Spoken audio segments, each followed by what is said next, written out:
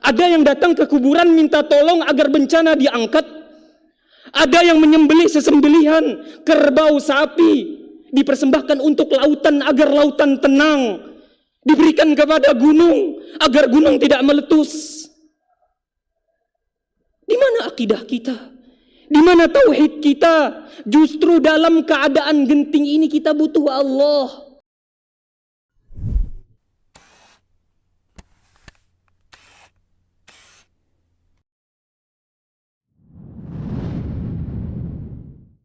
Alhamdulillah. Alhamdulillahi ala ihsanih. Wasyukru lahu ala taufiqihi wa amtinanih. Wa ashhadu an la ilaha illallah ta'ziman li sya'nih. Wa ashhadu anna Muhammadan abduhu wa rasuluhu ad-da'i ila ridwanih. Salawatu rabbi wa salamuhu alaihi wa ala alihi wa ashabihi wa man tabi'ahum bi ihsanin ila yaumi liqa'ihi wa ba'd. Ayyuhal muslimun, usikum wa nafsi bitaqwallah, fa inna man ittaqahu waqah wa man sara ala nahjihi najjah. Qala Allah ta'ala fil Qur'anil Karim: يا أيها الذين آمنوا اتقوا الله حق تقاته ولا تموتن إلا وأنتم مسلمون ثم أما بعد فإن أصدق الحديث كتاب الله وخير الهدي هدي محمد صلى الله عليه وسلم وشر الأمور محدثاتها فإن كل محدثة بدعة وكل بدعة ضلالة وكل ضلالة في النار. إخوتي بارك الله فيكم rahimani wa rahimakumullah.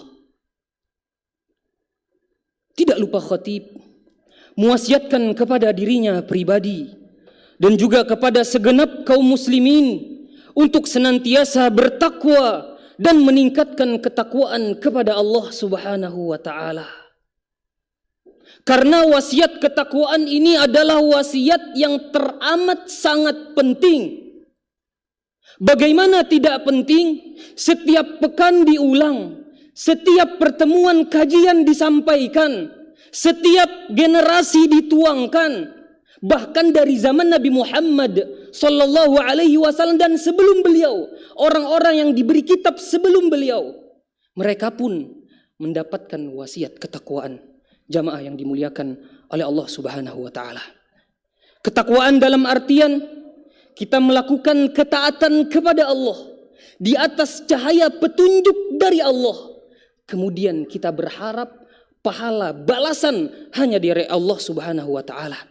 Dan kita meninggalkan segala bentuk kemaksiatan, kemungkaran kepada Allah di atas cahaya petunjuk dari Allah. Kemudian kita takut akan azab dari Allah Subhanahu wa taala. Ini sedikit makna takwa yang disampaikan atau didefinisikan oleh para ulama. Jamaah yang dimuliakan oleh Allah Subhanahu wa taala. Sebelum kita masuk ke dalam khutbah, jikalau kita bertakwa, banyak sekali buah kemanisan yang akan kita dapatkan. Banyak sekali janji Allah bagi orang-orang yang bertakwa. Di antaranya ada di dalam surat At-Talaq. Di akhir ayat kedua, di awal ayat ketiga, Allah Subhanahu wa taala berfirman, "Wa may yattaqillaha yaj'al lahu makhraja." Dan barang siapa, man ismun mausulun yadullu 'alal 'am, huruf sambung menuju pada subjek, objek tanpa batas, laki-laki, perempuan, kaya, miskin, besar, kecil, muda, tua, tidak peduli siapapun dia, kata Allah, bisa meningkatkan ketakwaan kepada Allah, maka Allah yaj'al lahu makhraja. Allah akan berikan jalan keluar dari segala permasalahan yang ia dapatkan. Lihat lagi konteks Al-Qur'annya jamaah. Di sana tertulis makhrajan, tidak menggunakan alif lam. Di dalam bahasa Arab ini namanya nakirah, bukan al-makhraj, namun makhrajan.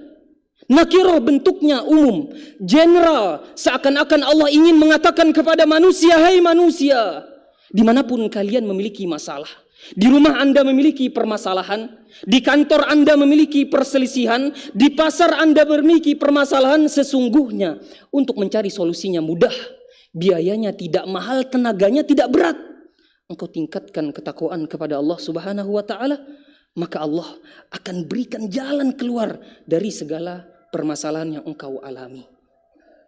Jamaah yang dimuliakan oleh Allah Subhanahu wa taala, harta kita boleh banyak, rumah kita boleh luas, jabatan kita, kedudukan kita boleh tinggi, namun jikalau sampai saat ini kita belum mendapatkan ketenangan dalam hidup, belum mendapatkan kenyamanan, keberkahan di dalam kehidupan, dan masih memiliki masalah yang tidak terselesaikan, barangkali bukan rumah kita yang kurang luas, bukan harta kita yang kurang banyak, bukan jabatan kita yang kurang tinggi, namun kita kurang ketakwaan kepada Allah Subhanahu wa taala.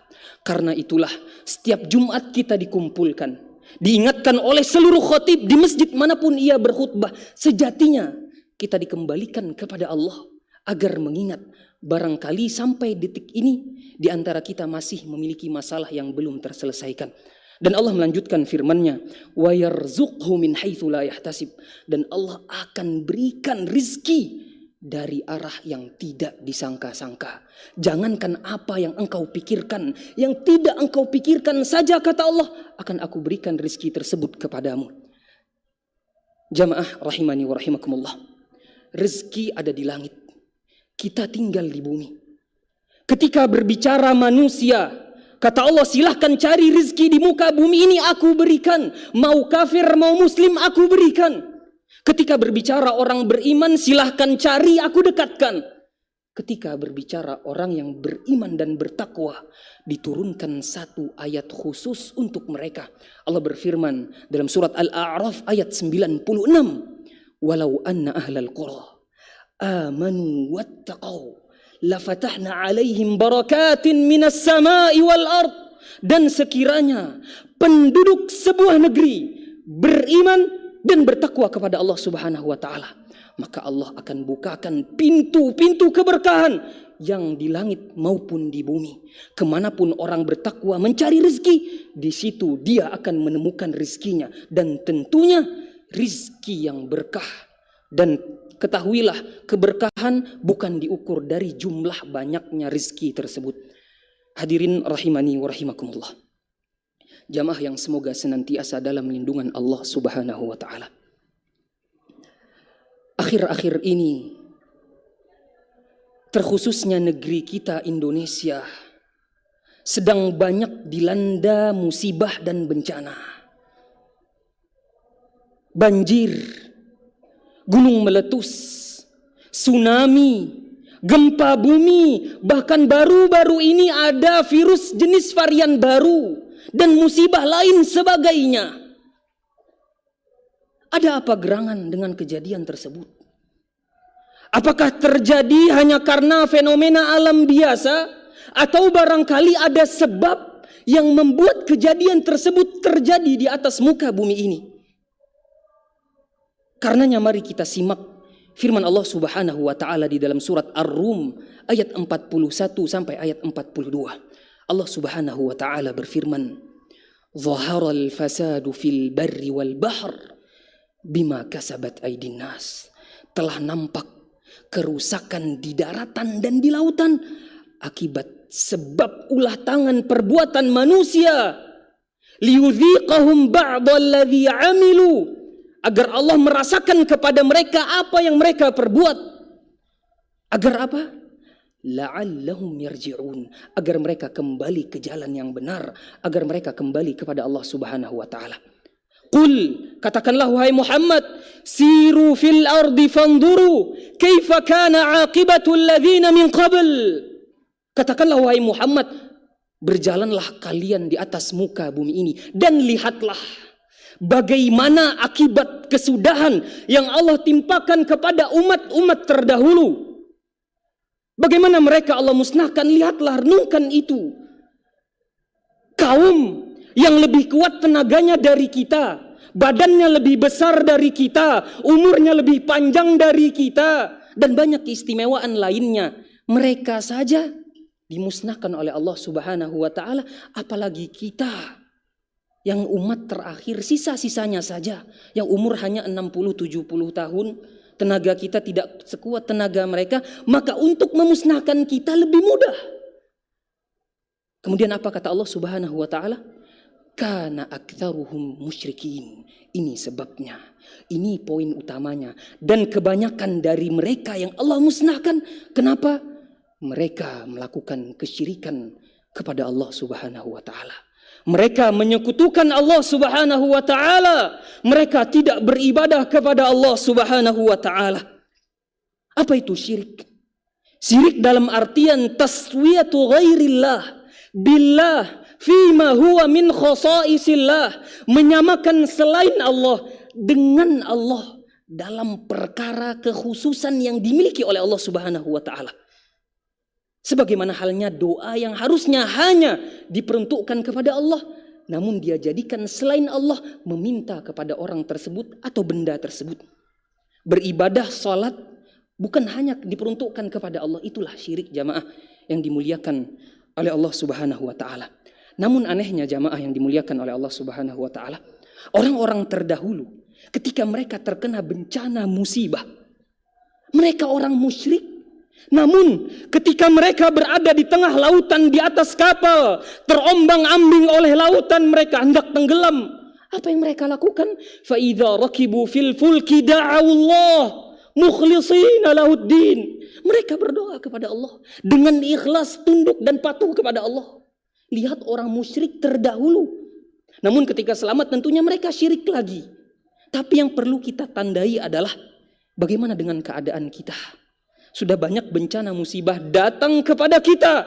Namun anehnya, kita yang Islam dari lahir, kita yang mayoritas beragama Islam di negara ini, malah tidak kembali kepada Allah Subhanahu wa taala. Ada yang datang ke kuburan minta tolong agar bencana diangkat. Ada yang menyembelih sesembelihan kerbau, sapi, dipersembahkan untuk lautan agar lautan tenang. Diberikan kepada gunung agar gunung tidak meletus.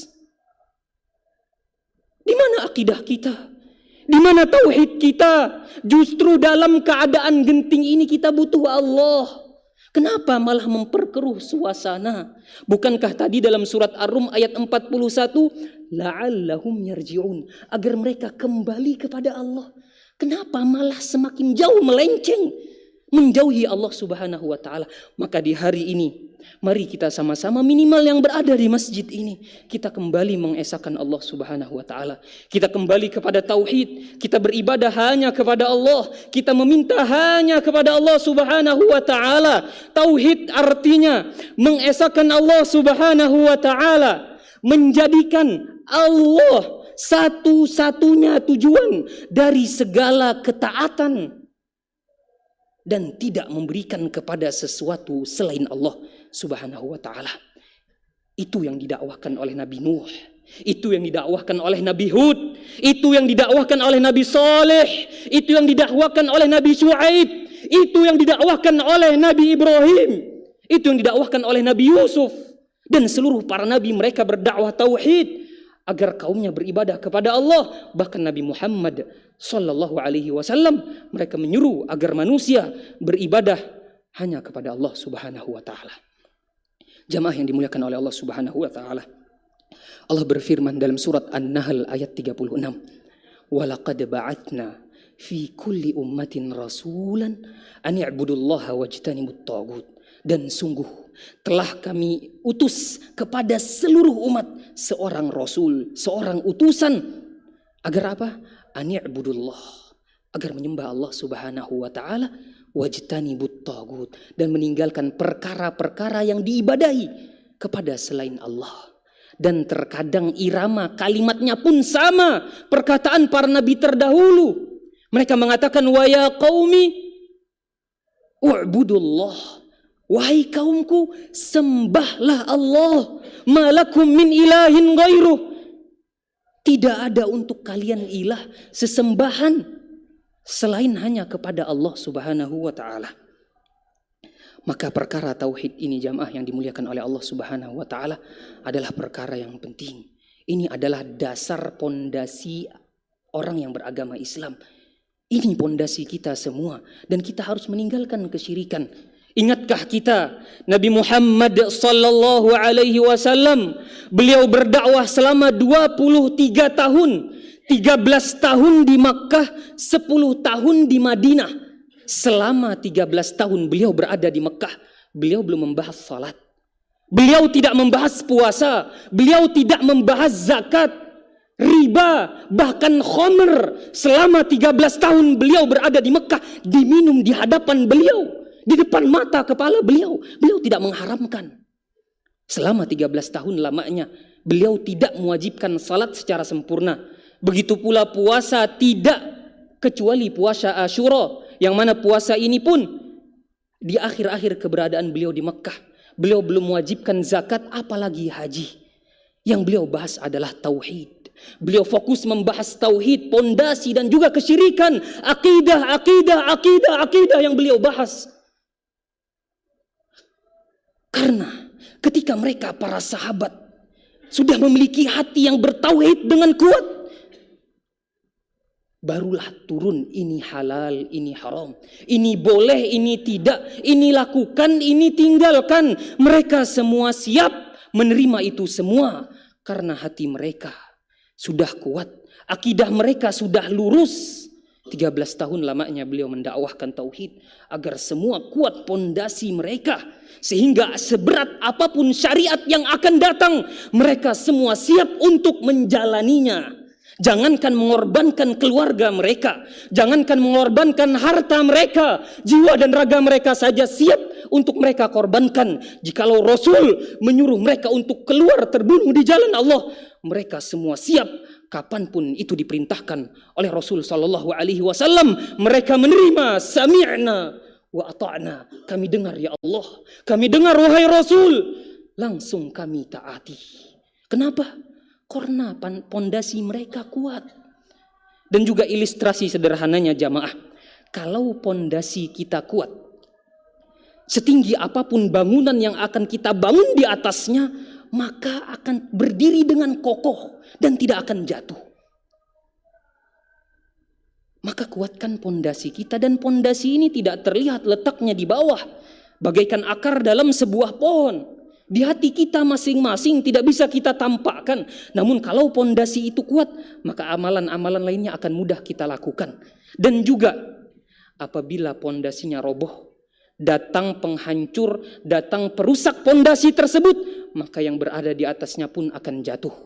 Dalam artian salat yang kita lakukan, puasa yang kita lakukan di siang hari di bulan Ramadan, zakat yang kita tunaikan, sedekah yang kita keluarkan, haji yang kita lakukan, semua tidak ada balasannya di sisi Allah Subhanahu wa taala. La in asyrakta la yahbatanna amaluk. Jikalau engkau mensyirikkan Allah, merusakkan pondasimu, maka akan terhapus seluruh amalan-amalanmu.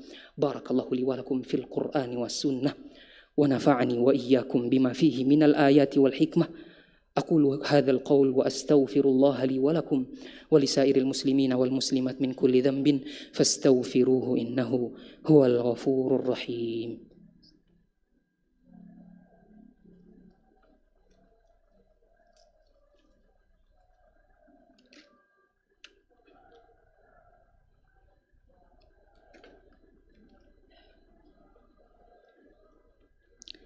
الحمد لله الحمد لله رب العالمين الرحمن الرحيم مالك يوم الدين والصلاة والسلام على المبعوث رحمة للعالمين نبينا محمد وعلى آله وصحبه أجمعين.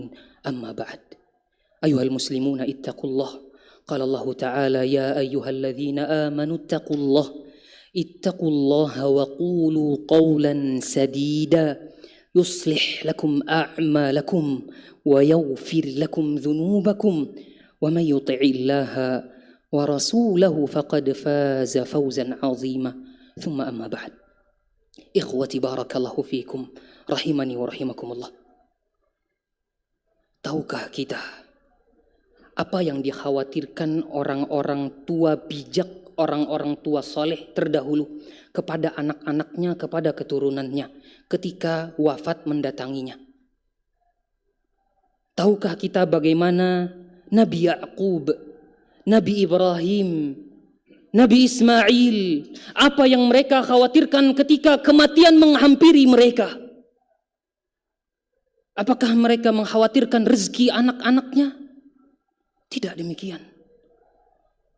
Apakah mereka mengkhawatirkan pekerjaan anak-anaknya? Rumah anaknya? Bagaimana anaknya hidup? Apa yang akan dia makan jikalau orang tua sudah tidak ada? Tidak, jamaah yang dimuliakan oleh Allah Subhanahu wa taala. Yang mereka khawatirkan, yang mana kalimat ini pun tercantum di dalam Al-Quran dalam surat Al-Baqarah ayat 133. Ketika kematian menghampiri mereka, apa yang mereka tanyakan kepada anak-anak mereka? Ma ta'buduna min ba'di. Wahai anak-anakku, apa yang akan engkau sembah jikalau aku meninggal nanti? Perkara tauhid, perkara akidah.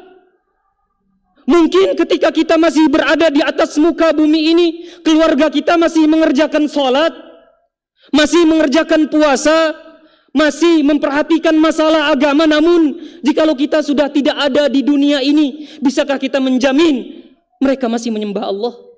Mereka masih ingin sujud tunduk kepada Allah? Ataukah datang syubhat kepada mereka? Ini yang mereka tanyakan. Mereka tidak bertanya, madza ta'kuluna min ba'di, apa yang hendak engkau makan ketika aku mati nanti? Tidak. Mereka tanyakan, apa yang akan engkau ibadahi setelah aku meninggal nanti? Kemudian anak-anaknya mengatakan, qalu na'budu ilahaka wa ilaha abaika Ibrahim wa Ismail wa Ishaq wa Ya'qub wal asbaq. Kami akan menyembah apa yang kalian sembah. Kami masih akan terus menyembah Allah Subhanahu wa taala. Maka dari ini jamaah yang dimuliakan oleh Allah Subhanahu wa taala, minimal dari orang-orang sekitar kita sudah kita didik dari awal, sudah kita ajari perkara akidah, perkara tauhid, karena ini pondasi untuk mereka. Kalau mereka memegang erat tauhid ini, maka niscaya hidup mereka akan dijamin oleh Allah Subhanahu wa taala di dunia maupun di akhirat. Semua akan mudah dengan akidah yang benar. Dan juga bagi Anda, mungkin orang-orang sekitarnya masih ada yang percaya atau mensyirikan Allah Subhanahu wa taala. Yang Anda tahu itu kesyirikan.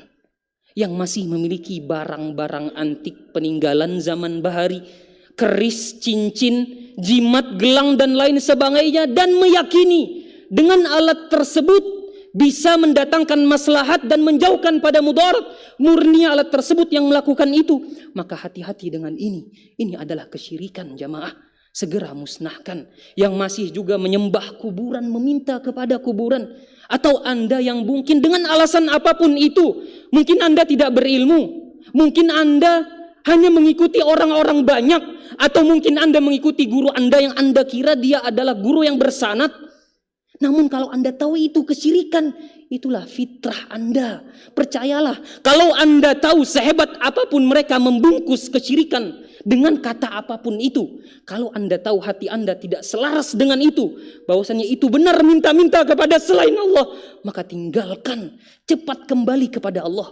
Ini bukan permasalahan pahala apa yang akan Anda dapatkan. Ini masalah surga neraka. Ini permasalahan Anda keluar dari agama Islam atau tidak.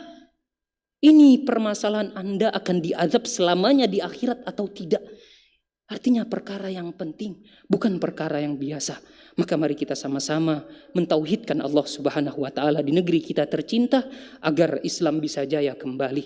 Innallaha wa malaikatahu yusalluna 'alan nabi ya ayyuhalladzina amanu sallu 'alaihi wa sallimu taslima. Allahumma shalli 'ala Muhammadin wa 'ala ali Muhammad كما صليت على إبراهيم وعلى آل إبراهيم وبارك على محمد وعلى آل محمد كما باركت على إبراهيم وعلى آل إبراهيم في العالمين إنك حميد مجيد.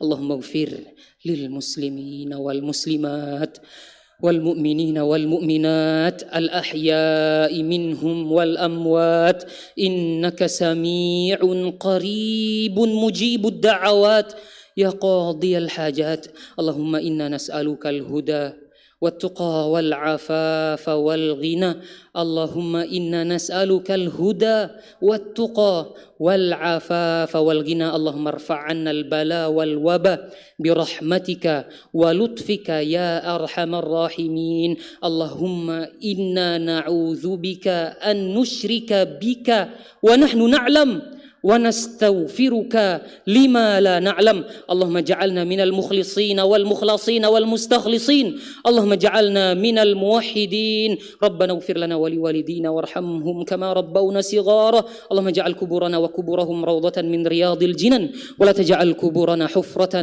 من حفر النيران ربنا آتنا في الدنيا حسنة وفي الآخرة حسنة وقنا عذاب النار اللهم اجعل آخر كلماتنا في هذه الدنيا La ilaha illallah. Ya Allah, jadikanlah kalimat yang terakhir terucap di lisan kami di atas muka bumi ini adalah kalimat La ilaha illallah. Hadza wa sallallahu ala nabiyyina Muhammadin wa ala alihi wa sahbihi wa sallim. Wa akhiru da'wana anil hamdulillahi rabbil alamin. Wa aqimus shalah. Terima kasih. Jazakumullah khairan wa barakallahu fikum. Video ini dibuat atas partisipasi dari donasi Anda. Semoga menjadi amal jariah bagi Anda semuanya.